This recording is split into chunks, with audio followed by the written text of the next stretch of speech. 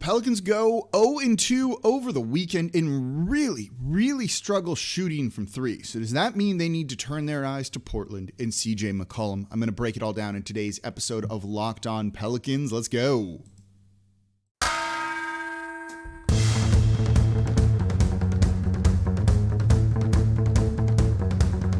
You are Locked On Pelicans, your daily New Orleans Pelicans podcast. Part of the Locked On Podcast Network, your team every day.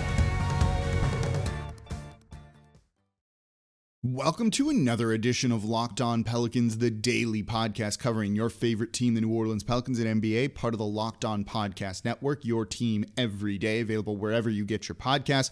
I'm your host, Pelicans Insider, credential member of the media, Jake Madison, at NOLA Jake on Twitter. Here with y'all on this Monday, kicking off a week's worth of podcasts. It is a game day for your New Orleans Pelicans on the road, taking on the Cleveland Cavaliers. Another back-to-back game tonight and on Tuesday. They've had a stretch of these, but this is kind of the end of that, so that's definitely a nice thing.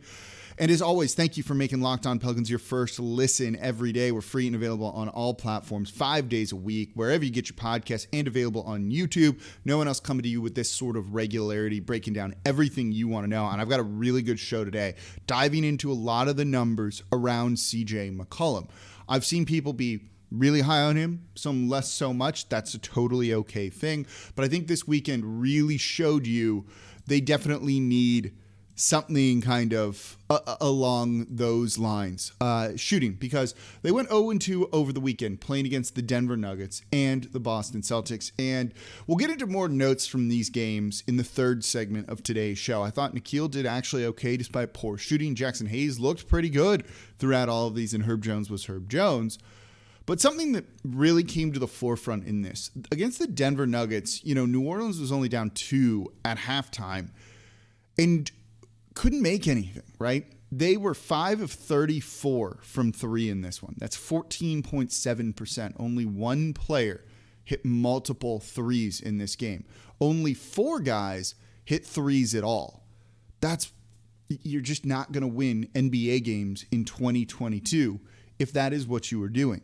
Again, the fact that they were only down, I think, 8 at the end of the first when they couldn't hit anything was a miracle in and of itself, let alone fighting back to keep this one kind of close in the first half, only being down 2 at half before the game kind of got away from you a little bit, but they still fought, right? But for it to even be that close, an 11-point win when you go 5 of 34, 14.7%, if you hit a couple of threes, the complexion of this game is massively changed. And you can probably get the win. We've said this a couple times this year. January's been particularly tough for New Orleans, where they're last in the league in 3-point percentage and in makes because of it. And then the next night against the Boston Celtics, look, it was better. The shooting was better. But, when you've been down so long, it all looks like up, right? And when you look at them here, they were 8 of 32. So yeah, it's better than 4 of 34. But it's not a particularly good number. That's 25%. This is a team that you'd be looking at for league average of 35% or so. You're 10% below that. More guys hit threes. You had 5 guys hit threes in this one, and 2 people hit multiple. That's a significant improvement. But again, against the Boston Celtics, you lose by 10. 3 more made threes, right? You go 11 of 32. Not a good percentage either. And you're right in this game. And you probably could win this game. Maybe not. They couldn't do anything to really stop Jason Tatum or Jaylen Brown in this one. But if you had some more offense, who knows how the complexion of this game is different. Same for the game against the Denver Nuggets. And now with all these back-to-backs and everything, they're on a 3-game losing streak, and they've seen themselves lose a bunch of ground in the race for the play-in tournament in the 10th spot. So when you look at this team, and, you go, maybe I don't want to trade some of these guys. I always caution people every year, don't overvalue players on the team, and, kind of don't fall in love with guys that aren't good at basketball, if you want to see this team win. And so I think I'm seeing that a little bit. I've seen a lot of people kind of not want to trade away a guy like Josh Hart. And I get it, right? Let alone for someone who's over 30 in CJ McCollum. But when you look at these 2 games that if they were shooting better, they could probably win, Look, Josh Hart was doing some nice things, but he wasn't helping contribute to their winning when it comes to offense and three-point percentage. He was 1 of 4 against the Denver Nuggets. He was 1 of 4 against the Boston Celtics as well. He is shooting on the year. I have it. Let me pull it up. I think it's 32.8%, something like that. It's not great. Yeah, 32.8%. He's doing some things well, and he's grown as a player tremendously. But shooting isn't that. And they need more shooting. It's really that simple. One thing I've said, right? You're not going to sell me on the idea that Zion comes in and these guys are going to start hitting shots. They're taking open threes. Most of the looks against the Denver Nuggets were really good. They were wide open. And again, most teams only take open threes. So Zion coming in isn't going to change much if the dudes just can't hit shots. And that's a problem. And that's why I think CJ McCollum needs to be at the forefront for New Orleans. One, he's available, right? And he's a tremendous three-point shooter. Let's talk about that coming up here next in today's episode of Locked On Pelicans. Before we get to that, though, today's episode of Locked On Pelicans is brought to you by Built Bar. It's the new year, so that means New Year's resolutions. And if yours is about getting fit or eating healthier, make sure you include Built Bar in your plan, because Built Bar is the protein bar that tastes like a candy bar, maybe even better than a candy bar. And Built Bar makes it easier to stick to your resolution because these things taste so good, you're going to want to eat them, unlike other protein bars, which can be chalky or waxy or taste like a chemical spill. But you want to eat healthy, but it gets boring. So by like week 3, you're like me, chowing down on a bunch of Dong Fong king cake here. You know, you got to enjoy yourself, live life a little, right? I get those sugar cravings and things like that, and I'm trying to eat less of all of that. So I keep Built Bars around all the time, and when I have that craving, I go eat one of those because they taste so unbelievably good. I have 2 flavors at the house right now. I got the white chocolate raspberry cheesecake. It's covered in 100% real white chocolate, and I also have the coconut brownie chunk covered in 100% real chocolate. And most Built Bars contain 130 calories, 4 grams sugar, 4 grams net carbs, and just 17 grams of protein. Compare that to a candy bar or to any other protein bar on the market, those macros are better. So when you have those cravings, if you're trying to eat healthy, or if you want a protein bar that just doesn't taste miserable, in fact tastes awesome, you got to give Built Bars a try. So go to Built.com, use promo code LOCK15. It's the promo code I use too. So go to Built.com, use promo code LOCK15 and get 15% off your next order. Again, promo code LOCK15 for 15% off over at Built.com. Thank you for making Locked On Pelicans your first listen. The NBA trade deadline is Thursday, February 10th at 3 p.m. Eastern, 2 p.m. our time. And the Locked On NBA podcast will be covering it live from 2 to 4 p.m. Eastern, again, 1 to 3 our time. Join Kim Becker, John Corrales, who hosts Locked On Celtics, and Locked On NBA with me on Wednesdays, and Locked On Fantasy Basketball host Josh Lloyd to get analysis of every blockbuster move. Subscribe to the Locked On NBA YouTube channel and turn your notifications on so you know when they go live. Basically, if a deal happens, the host from that show is going to hop on. If the Pelicans make a trade, I will be on there first before I even record anything for you guys here for Locked On Pels. So you're going to want to follow this. It's over at the Locked On NBA YouTube channel. All right, we just went over how the Pelicans had a rough shooting weekend against the Denver Nuggets and the Boston Celtics. And look, over the past 15 games, right, New Orleans has played better, right? Haven't they? We all agree with this. They've kind of turned their season around from where they started 1-13. Pelicans have the 23rd ranked offense. Okay, so you're easily bottom 10 here in the league. You need more of that. Now, so these games have the caveat, right? Like, I'm not screaming that they lost. We weren't expecting them to win when you don't have any either of those, Brandon Ingram or Jonas Valanciunas, and still no Zion Williamson. Without those 3 guys, right? Like, it's going to be tough. So I'm not upset they lost. But when you look at this team, just because they're down guys doesn't mean you want to excuse flaws or things that we see. And those 3 guys aren't going to fix that. Brandon Ingram's a good enough shooter. Valanciunas is good, but he's not doing it in high enough volume, and he doesn't bend a defense with it so much. He's kind of the trail man, or they leave him open, he takes and he burns them. But he only does that a few times per game, if that, right? Other than some explosions that we've seen, and Zion's not going to do it unless it's his first game ever in the NBA. So 3-point shooting, where this team is struggling, is a really important area to try and improve. They're 25th in the league, 33.1% from deep. They're also 29th just straight up in makes. That's not a good, those numbers are bad. Like, everything about this is bad for the Pelicans when it comes to 3-point shooting. So CJ McCollum, one of the reasons his name's brought up a lot is because he's probably available from the Portland Trailblazers, who maybe need to blow it up or just do something. Damian Lillard is kind of shutting it down for the season. They really need to mix things up because they're not where they want to be. So CJ McCollum, his longtime backcourt partner of 8 years, is maybe a guy that's going to be on the block. Sorry, 9 years. And it makes sense. There's a couple of things to worry about right off the bat. His age. He's over 30. That's not great. He makes a good bit of money, $30.8 million this year, $33.3 next year, and then $35.8 in 2023-24 season. That's a lot. That's a bit of a concern, and the amount of money that he's making there kills sort of any flexibility. But first and foremost, just get talent. I don't care about the age. I don't think he's the type of guy that's going to see his game really decline over the next 3 seasons. When you're a shooter like that, you can be in the league for a really, really long time because you're elite at a really important skill and one that maybe requires some of the less athleticism than you need. And in terms of contract and killing future flexibility, we saw them clear space this offseason. They could not give their money away. They couldn't entice anyone over here. So we should not go into this offseason being like, we have space for a max contract. Who are they going to get? They're not going to get anyone on that. This is not, and this is a hard thing to hear sometimes, a free agent destination. So you're looking to improve your team through trades. Okay, so CJ McCollum. Here's the stat you really need to know. Well, hold on. I'm going to tease it a little bit longer. Let's build up some anticipation, right? So for his career, 39.8%, so 40% from three. He's 48.5% for this year from three, 40.2 last season. Those are excellent numbers. He's never shot below 37.5%. And this is a guy who at times regularly shoots above 40% from three. He's averaging 20.6 points per game, 4.2 rebounds, and 4.5 assists. Not a good defender.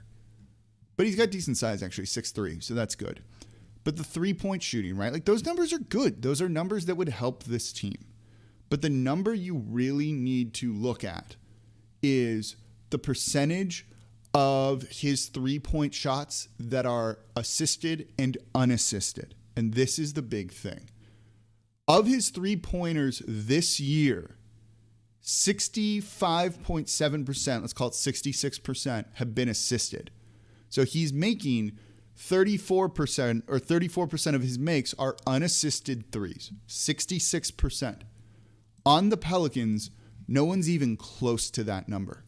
No one is even close to that number. The lowest on the Pelicans in terms of unassisted, or in terms of assisted versus unassisted threes, is Devontae Graham, who is making 75% of his threes as assisted. So a quarter of his threes are unassisted. This is important for a number of reasons.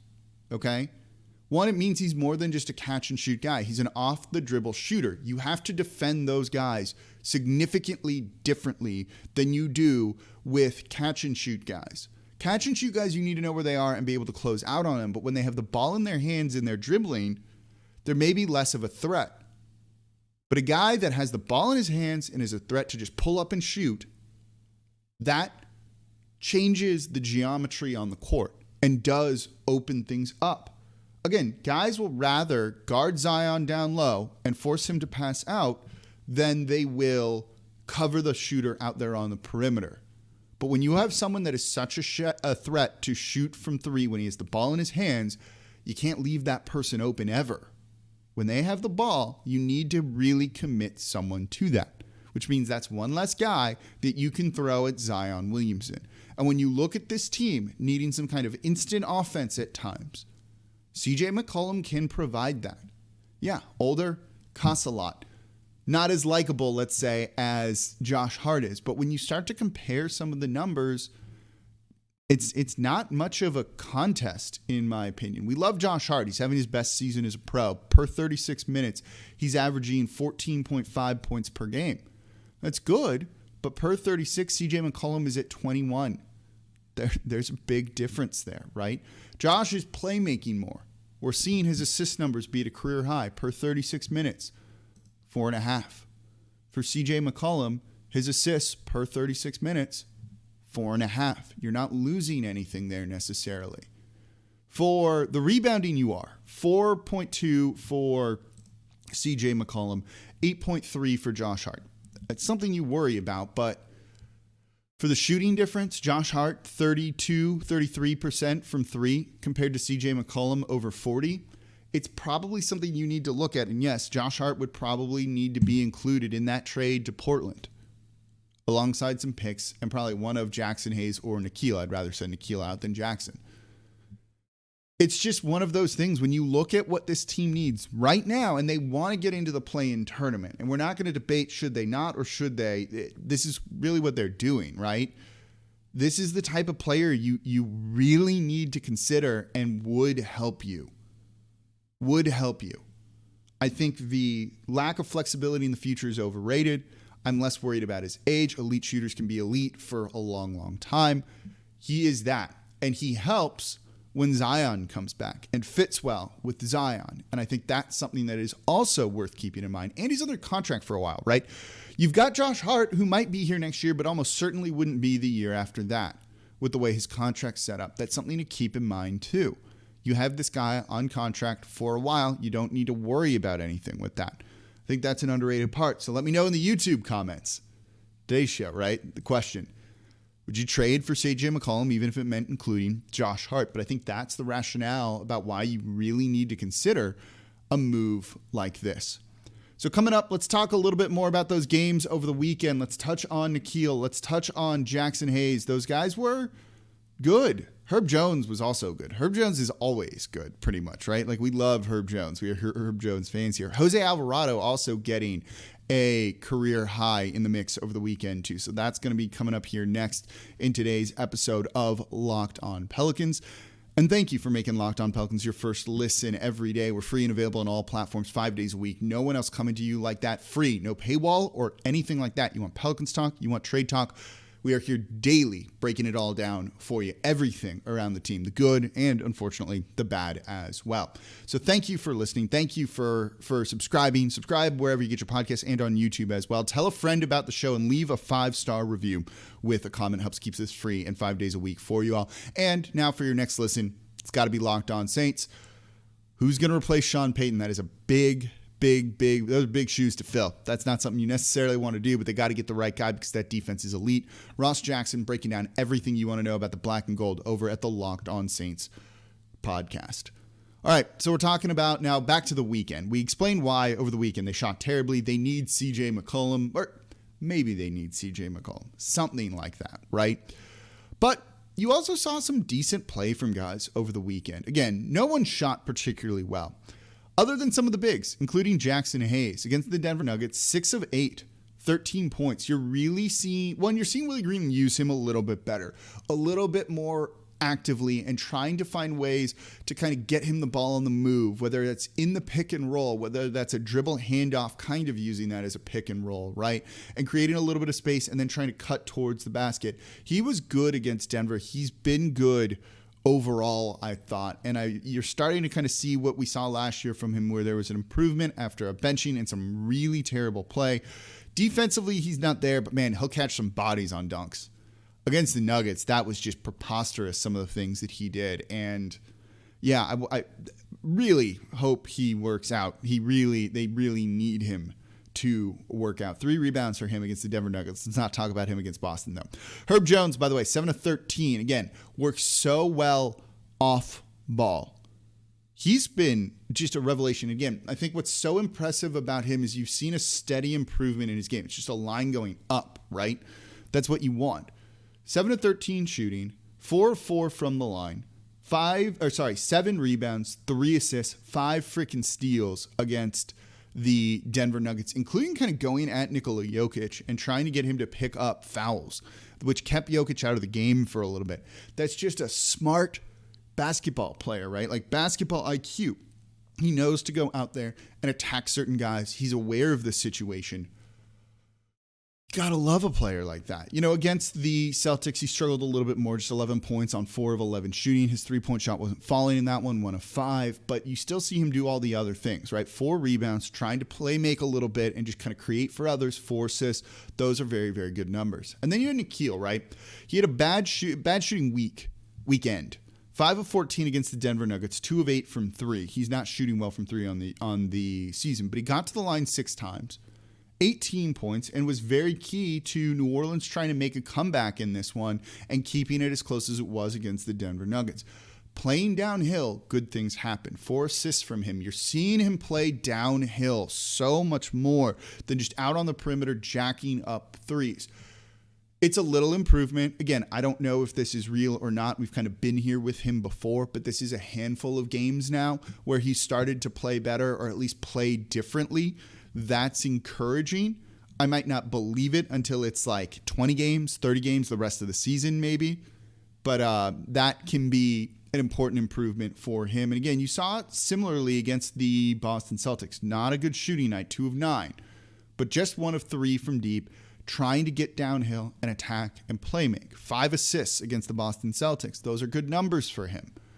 He was a big part of why they started to make a run in the second half between the third and fourth quarter to get this one close to against Boston and cut it down to like a 2-possession game at times. Boston led by as many as 20, and New Orleans started getting downhill, started playing more, and was really led by Nickeil trying to do that. There's been a stretch of games where he looks like a rotation guy. Does not look like a starter. Doesn't look like a good scorer necessarily, but looks like a rotation guy who's growing. That's an improvement from where he's been this year.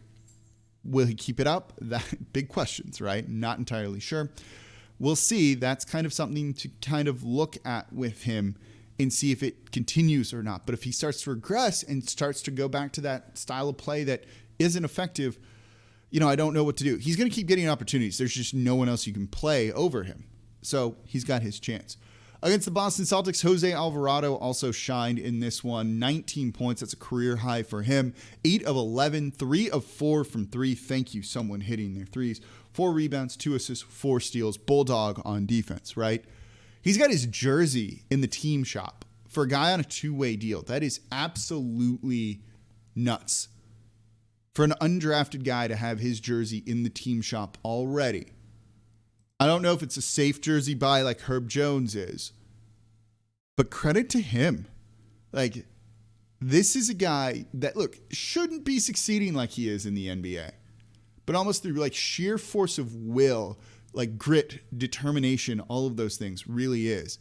He's been a really fun player to watch, and it's nice to see him get moments like this. And also a big part of that kind of push against the Boston Celtics on when this team started to make it just a little bit closer. But they didn't win. They're now on a 3-game losing streak. Maybe they'll ride it against the Cleveland Cavaliers tonight as they manage to get that win and come back from whatever it was in December. So that's going to do it for this episode of Locked On Pelicans. Start to the week here. So thank you for making Locked On Pelicans your first listen every day. And now your second listen, Locked On Bets, your daily one-stop shop for all your gambling needs. Super Bowl set. You're going to throw some money on it. I'm going to throw some money on it. What prop bets do you want? You're going to take the spread. You're going to go the over-under. They're going to be covering it all over at Locked On Bets. And it's free and available on all platforms. So thank you all for listening. As always, I'm your host, Jake Madison, at NOLA Jake on Twitter. And I'll be back with you all tomorrow to recap the game.